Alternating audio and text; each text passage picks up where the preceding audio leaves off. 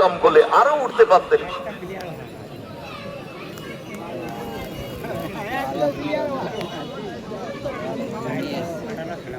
লম্বা শট রাজু শেখের, উদ্দেশ্য Idris. Idris danger, good ball Diego Santra 3 নম্বর গোলের খোঁজে। গুড বল ছিল, ব্যাকপাসটা ঠিক হয়নি। ও রাখতে পারেনি, বল পেয়ে গেছে মিলন রায়, সেখান থেকে স্কোয়ারে সানি মিস পাস ক্লিয়ার করে দিয়েছে ওখানে সোমনাথ, সেখান থেকে অমিত। দেখুন বল যেখানে সেখানে লাল নীল জার্সি। অভিষেক খুঁজেই পাওয়া যাচ্ছে না রাধাকৃষ্ণ পল্লী বয়েজের প্লেয়ারদের। রথিন দেখুন কোথায় চলে এসছে রথিন, এটাই হচ্ছে ফুটবল। ইদ্রিস গোল হতে পারে,